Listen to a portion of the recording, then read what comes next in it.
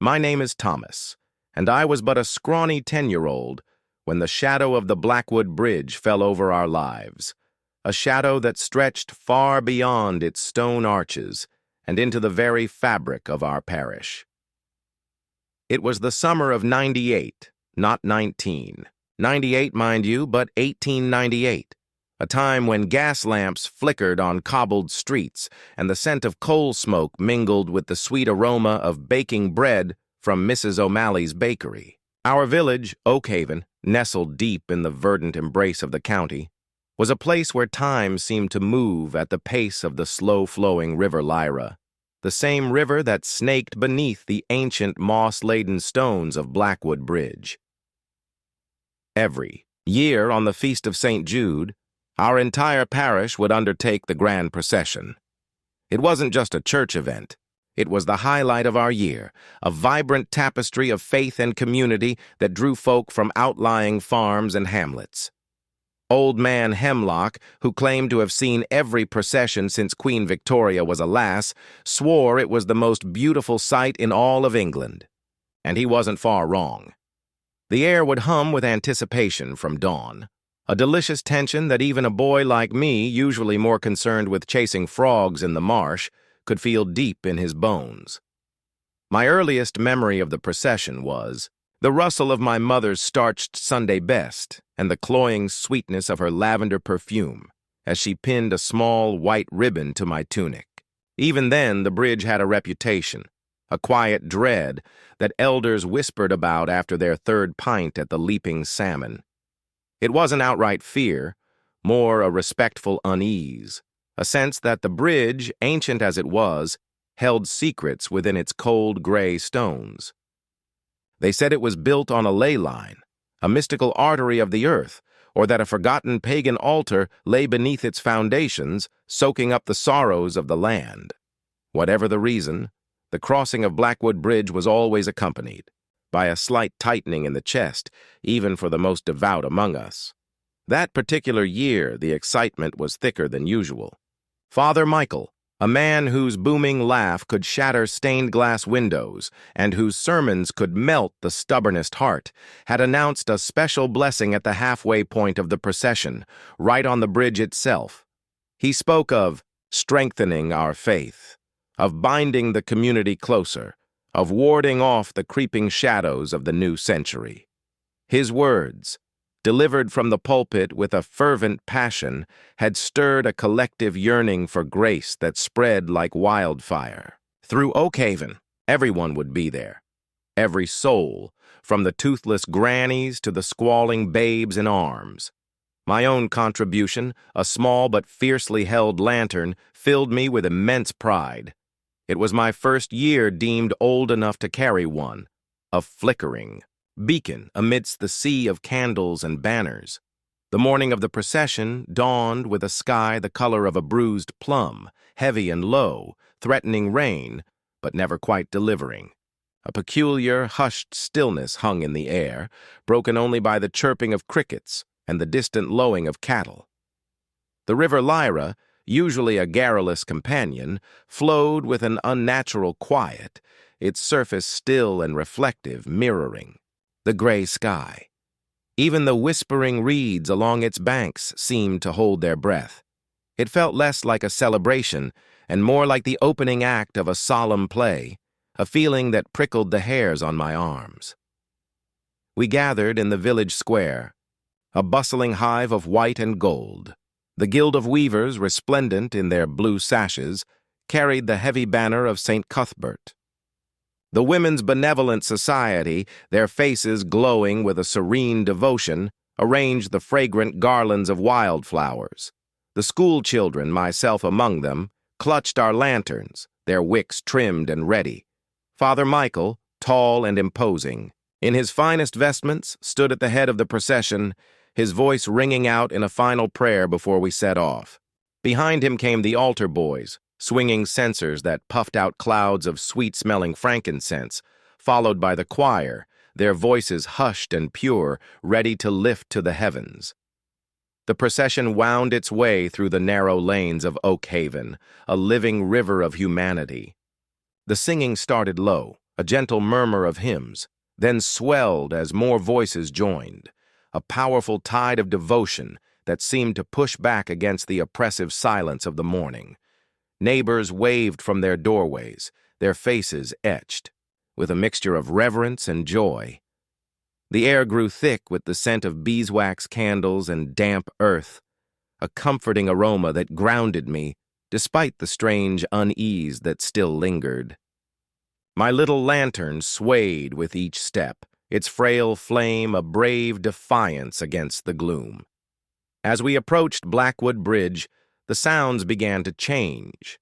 The hymns, though still strong, seemed to soften, absorbed by the ancient stones and the overhanging willow trees that wept their branches into the river. The usual cheerful chatter dwindled to hushed whispers. The bridge itself, with its 3 broad arches, seemed to loom larger than ever, its dark gray stones almost black against the muted sky.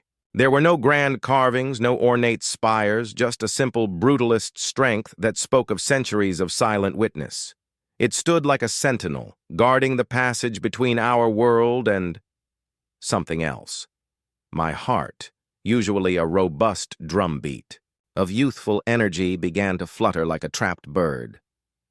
Father Michael paused at the very edge of the bridge, raising his hands. The entire procession halted behind him, a long, winding serpent of people stretching back into the village. A profound silence descended, broken only by the gentle lapping of the river against the bridge's piers and the distant caw of a rook. I remember the intricate pattern of moss on the first arch, the way the ancient water-worn stones seemed to weep tiny droplets of moisture. The air grew colder, and a shiver, not entirely from the chill, ran down my spine. This was it. The special blessing. He began to speak, his voice resonant, echoing slightly off the stonework. He spoke of faith, of community, of the eternal light. He raised his crucifix high, catching the faint, dull light of the morning. The choir began to hum a low, beautiful chant, a sound that seemed to vibrate in the very air. My little lantern, held steady in my trembling hand, seemed to flicker in sync with the beat of my racing heart. I looked around at the faces near me. Mrs. Gable, her eyes closed in prayer, young Bartholomew, fidgeting beside his stern father, my mother, her gaze fixed on Father Michael, a look of profound peace on her face. And then it happened. It wasn't a sound, not really. It was more like an absence of sound, a sudden, deafening void where the humming of the choir, the lapping of the river, even the rustle of the wind had been. It was as if the world had swallowed its own breath. The light, too, seemed to falter. Not dimming, but just gone, in a way that defied explanation. One moment, I saw Father Michael, his crucifix gleaming. The next, there was nothing. No flash, no bang, no scream. Just emptiness. A cold, absolute emptiness that resonated in my very bones. The procession, the people, the banners, the lanterns, they were simply gone. The bridge stood stark and empty, its ancient stones now, seeming to mock the space where hundreds of souls had stood. My own little lantern, still clutched in my hand, was the only light I could see, its small flame now a monstrous, terrifying beacon in a world suddenly devoid of life, a world where the whispering reeds offered the only sound, a silent testimony to an impossible disappearance that defied all reason. Part 2. The echoing silence and the search for answers. The world fractured around me. One moment, the bridge pulsed with life, a kaleidoscope of colors and the swell of 100 voices. The next, it was as if someone had simply wiped the slate, clean. My mother, Father Michael, Mrs. Gable, young Bartholomew, gone, all of them. Just gone. The sheer, impossible emptiness of it hit me like a physical blow. My small, trembling hand still clutched the lantern, its flame now the only anchor in a reality that had suddenly unmoored itself. The silence that followed was not merely the absence of sound. It was a roaring, suffocating presence that pressed in on my ears, a silence so profound it felt like the world itself had stopped breathing. I stood there, a solitary figure on the ancient stones, my eyes, wide and unblinking, trying to reconcile what I had just witnessed with what my young mind understood of the world. People didn't just vanish. Not like that. Not hundreds of them. A cold, heavy dread settled in my stomach, turning it to lead. My legs, suddenly weak, threatened to buckle beneath me. I squeezed my eyes shut, wishing, praying that when I opened them, the procession would be there again, humming and swaying, their faces aglow with devotion. But when I dared to peek, the bridge remained stark, empty and terrifyingly silent. The river Lyra flowed beneath it with a whisper that sounded less like water and more like a sigh. My breath hitched in my throat, a small, choked gasp that was swallowed by the immense quiet. Panic, cold and sharp, began to claw its way up my chest. I wanted to scream, to call out for my mother, for anyone, but my voice seemed trapped, tangled in the sudden, inexplicable void. My eyes darted around, searching for any sign, any hint of where they might have gone. But there was nothing. The moss-covered stones, the weeping willows, the still gray surface of the river. They held no answers, only a profound and unsettling stillness. The air, which had been merely cold moments before, now felt truly frigid, a damp chill that seeped into my thin tunic and down to my very bones. Finally, a desperate sob tore its way from my throat. It sounded small and pathetic in the vast silence. I took a shaky step back, then another, my eyes fixed on the empty space where the procession had been. It was like a dream, a nightmare from which I couldn't awaken. I turned and stumbled away. From the bridge, my lantern swinging wildly, casting dancing shadows that seemed to mock my terror. I didn't know where I was going, only that I had to get away from the accusing emptiness of that stone archway. My legs, once leaden, now found a desperate strength born of pure terror. I ran blindly through the narrow lane, past the empty doorways of houses that had moments ago been filled with waving villagers. The village, too, seemed deserted, cloaked in an unnatural quiet. It was as if the silence from the bridge had spread, infecting everything it touched. I pounded on doors, my small fists rapping weakly against the solid oak. But there was no answer, no comforting voice, no familiar face. It was as if Oak Haven itself had gone to sleep, a deep, unsettling slumber from which it might never awaken. Eventually, my breath ragged and my legs aching, I collapsed in the village square, the very spot where the procession had begun its fateful journey. The banners still stood, limp in the windless air, their bright colors now seeming garish and out of place. The scent of frankincense still lingered, a ghostly echo of devotion. I huddled there, my lantern a tiny point of light in the growing twilight, tears streaming down my face. What had happened? Where had everyone gone? Was I the only one left? The thought was a sharp, painful stab to my 10-year-old heart. Hours passed, or so it felt. The sky, which had promised rain, finally began to weep, soft, persistent drops that mingled with my tears. The world seemed to shrink around me, becoming nothing more than the cold stone beneath my body and the desperate, lonely thumping of my heart. Just when I thought I would surely die of fright or loneliness, a distant shout pierced the pervasive quiet. It was faint at first, then grew stronger, accompanied by the thud of hurried footsteps. My head snapped up, my heart leaping with a desperate, fragile hope. A small group of men, their faces grim and anxious, burst into the square. It was Master Thorne, the blacksmith, his burly frame usually radiating warmth, now taut with fear. Beside him was Farmer Giles, his usually cheerful face etched with deep lines of worry, and old Silas, the village elder, his eyes wide and panicked. They were the ones who, for various reasons, hadn't joined the main procession.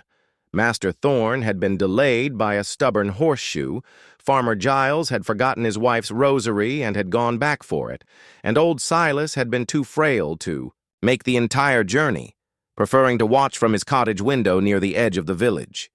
They had seen the beginning of the procession, watched it disappear behind the trees on its way to the bridge, and then nothing. No hymns, no chatter. Just an abrupt silence that had sent a chill down their spines. "Thomas! Boy, what in God's name happened?" Master Thorne's voice, usually a booming thunderclap, was a strained whisper. I could only point, a trembling finger aimed at the distant, silent bridge. Words failed me. How could I explain? How could I articulate the incomprehensible void I had witnessed? They just disappeared, I stammered, my voice thin and reedy. Their eyes, already filled with a terrible premonition, followed my gaze. They ran towards the bridge, their lanterns swinging wildly, their shouts echoing into the eerie quiet. I followed them, my legs still shaky but driven by a desperate need for understanding, for proof that I hadn't gone mad. When we reached the bridge, it was just as I had left it, empty, desolate, a silent monument to an impossible event. They called out names: Martha, Michael, Bartholomew. Their voices hoarse with desperation, but only the river answered, its low murmur mocking their pleas. They searched the riverbanks, peering into the dark, swirling water, but there was no sign, no struggle, no discarded ribbon, no floating hat. Nothing. It was as if the ground had simply opened up and swallowed them whole. Master Thorne, usually so strong, looked utterly lost, his face pale in the faint light of his lantern. Farmer Giles sank to his knees, his broad shoulders shaking, with silent sobs. Old Silas, despite his frailty, began to walk slowly across the bridge, his hand trailing along the cold stone as if searching for a lingering warmth, a faint echo of the hundreds of lives that had just been there. He stopped in the exact spot where Father Michael had raised his crucifix. He closed his eyes, his ancient face a mask of profound sorrow and bewilderment. It wasn't a natural thing," Silas whispered, his voice barely audible above the gentle lapping of the river. "The bridge, it always had a darkness about it. A hunger. The word sent another shiver down my spine. The Blackwood Bridge, once merely an old stone crossing, had transformed into something monstrous in my mind, a silent, gaping maw that had devoured our entire parish. And I, Thomas, a mere boy, was the only witness, the sole survivor of an emptiness that stretched beyond my comprehension. The moon, a thin sliver of silver, finally broke through the clouds, casting an ethereal, ghostly light on the empty bridge, a silent, chilling testament to the day Oakhaven lost its heart. Part 3. The unbelievable truth and the whispers of the past. The word hunger hung in the air, heavy and suffocating, even after Silas had spoken it. It settled deep into my young mind, coiling like a cold snake, giving a monstrous shape to the incomprehensible void that had swallowed my entire world. Master Thorne and Farmer Giles, still reeling from the shock, began a more frantic search, their movements desperate and uncoordinated. They clambered down the slippery banks, splashing into the shallow edges of the Lyra, shouting into the darkness that had now fully consumed the sky. Their voices, once strong and confident, were now thin and ragged, swallowed by the vast, indifferent silence of the night. I watched them, a profound weariness settling over me, a bone-deep exhaustion that went beyond the physical. My body was aching, my eyes burned from crying, but it was the ache in my heart that truly crushed me. My mother was gone. The thought echoed in my head, raw and unbelievable. Just this morning she had pinned the ribbon to my tunic, her touch gentle and loving. Now, There was only the empty space where she had stood, a gaping wound in the fabric of my life. Silas, however, did not join the frantic search. He remained on the bridge, his frail hands resting on the cold stone parapet, his gaze fixed on the dark, flowing river below. His face, usually creased with kindly amusement, was now etched with a grim, ancient wisdom. He was looking, not for bodies, but for answers in the unseen currents, in the very air that hummed with a terrible emptiness. After a long time, he turned to Master Thorne and Farmer Giles, his voice a low, gravelly whisper that nonetheless cut through the desperate shouts. "Stop. It's no use. They're not in the river. They're not on the banks. They are elsewhere." His words, delivered with such quiet certainty, brought the two frantic men to a sudden, stunned halt. They turned to him, their faces a mixture of disbelief and dawning horror. "Elsewhere? What are you talking about, Silas?" Master Thorne demanded, his voice trembling. Silas straightened his stooped shoulders, a flicker of something unsettling in his ancient eyes. "This bridge," he began, his voice gaining a strange, almost hypnotic resonance. "It stands on a place of old power, older than the church, older than Oakhaven. Some say it's where the veil between worlds is thinnest." He paused, his gaze sweeping across the empty expanse of the bridge, as if seeing the ghostly echoes of the missing procession.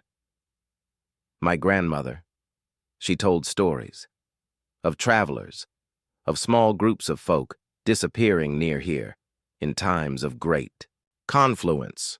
She called them threshold moments, when the world holds its breath and something else opens."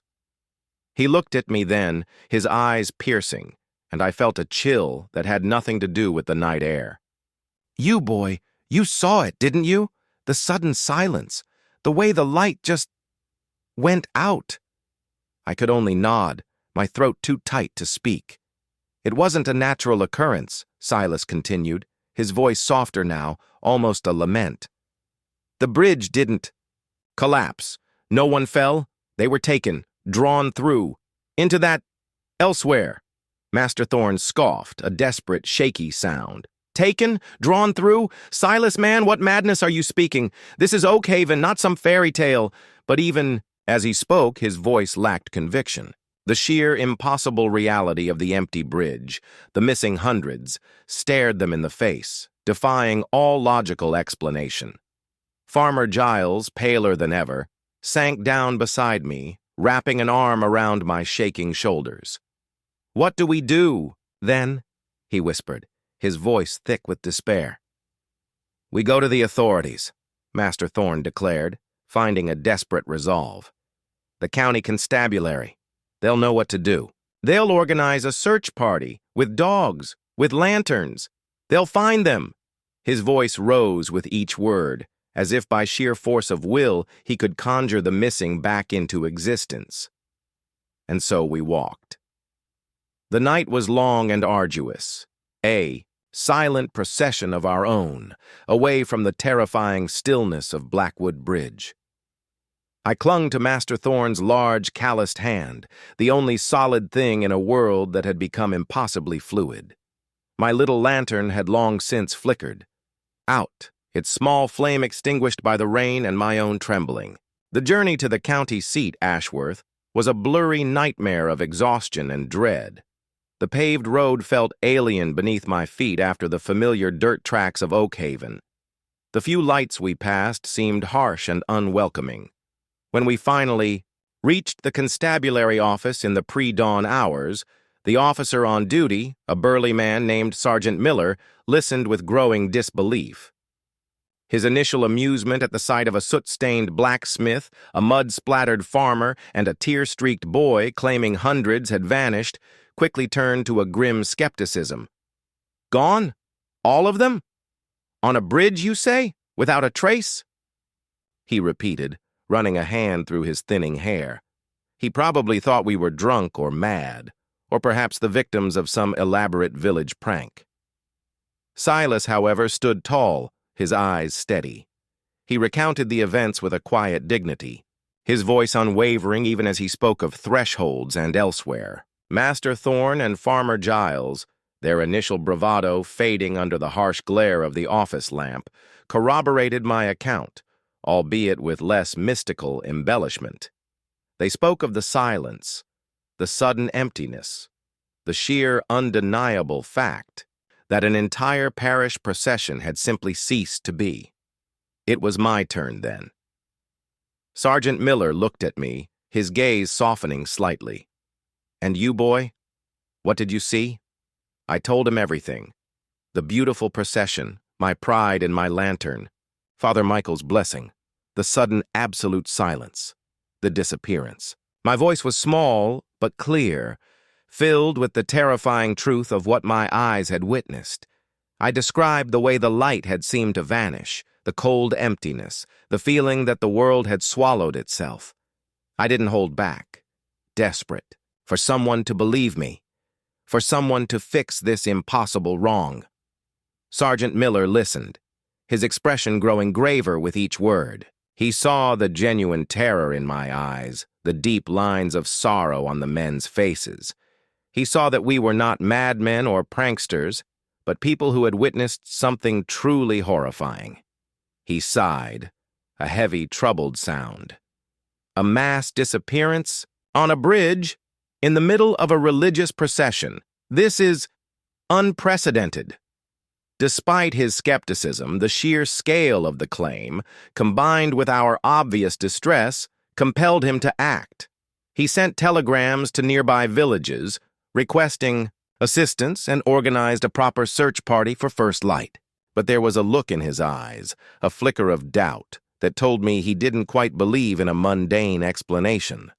He promised to send men to Oakhaven immediately, to scour the area around the bridge, to drag the river, as the first rays of dawn touched the grimy window of the constabulary office, painting the street outside in pale, hesitant colors.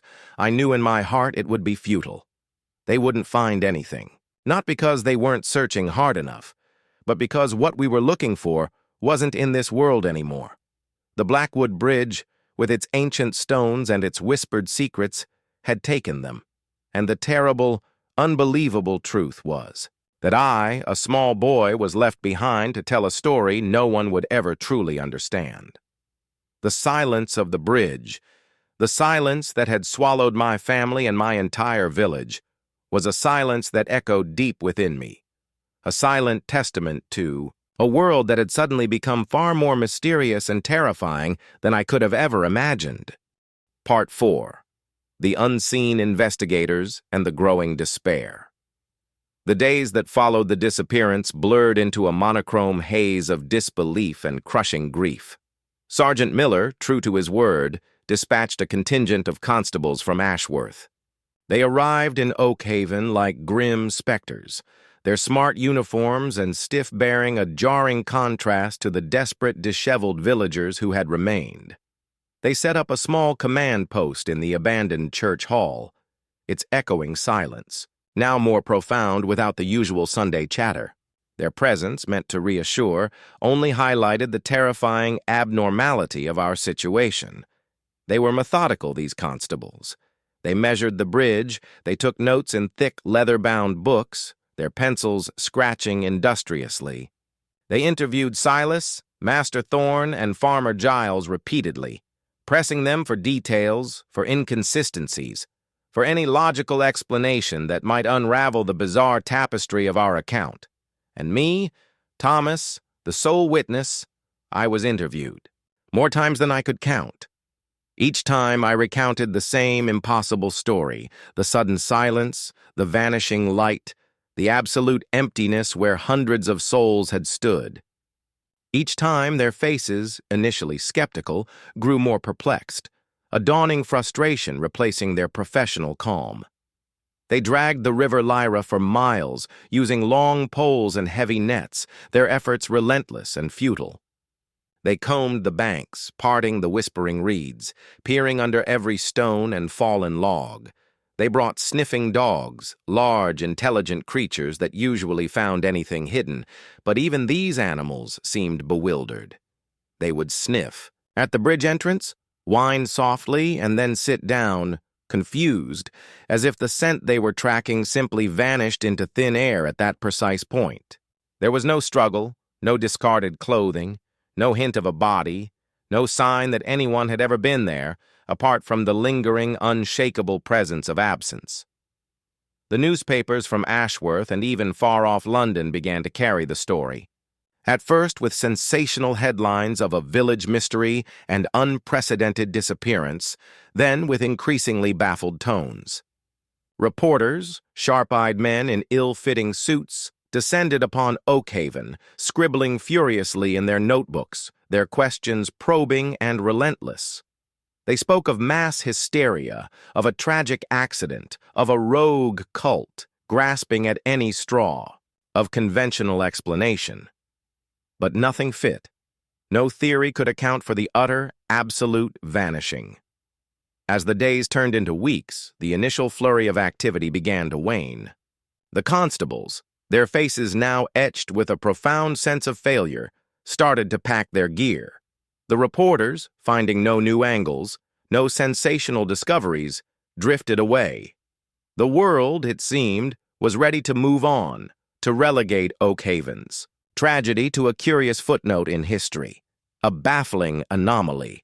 But for those of us left behind, there was no moving on. Oakhaven became a ghost village, its streets eerily quiet, its houses dark and empty. The scent of wood smoke was replaced by the damp smell of disuse. The market square, once bustling, was now a desolate expanse. The laughter of children was gone, replaced by the mournful rustle of the wind through empty windows. Every corner held a memory, a phantom presence that tormented those of us who remained. Farmer Giles, heartbroken by the loss of his entire family, simply sat on his porch, staring blankly at the empty lane, his eyes hollow. Master Thorne, a man of action, tried to organize daily searches of the surrounding woodlands, clinging to a desperate hope, but his efforts were increasingly solitary. And then there was Silas. He became the quiet epicenter of our remaining community. While others withered under the weight of grief and confusion, Silas seemed to grow in stature, his ancient wisdom deepening into something almost prophetic. He spent hours on the bridge, not searching, but simply standing, listening to the river, watching the light shift on the stones. He spoke little, but when he did, his words carried an unsettling weight. He would speak of cycles, of alignments, of the thinness of the veil between worlds. He spoke of the bridge as a gate, a place that sometimes opened and sometimes tragically closed. I, too, found myself drawn to the bridge. It was a morbid fascination, a desperate need to understand, to find a clue that the constables and reporters had missed. I would sit for hours by the riverbank, watching the water flow, tracing the patterns of moss on the bridge's arches. I talked to the river, whispered questions to the silent stones, convinced that they held the secret, that they had witnessed the moment my mother and everyone else had simply ceased to be. I remembered Silas's words. It wasn't a natural occurrence. They were taken. The idea, once outlandish, now felt chillingly plausible. One afternoon, as the setting sun cast long, melancholic shadows across the bridge, Silas found me there. He sat beside me, his old bones creaking slightly. He didn't speak for a long time, just breathed in the cool, damp air. "The old ones, Thomas," he began, his voice barely a whisper. "They knew this place. They called it Ale Drem, the Sight Gate. Not a place for the living, not always. Sometimes it demands a toll." A toll. The word sent a shiver down my spine. "What kind of toll, Silas?" I asked, my voice small. He looked at me, his eyes surprisingly clear and sharp.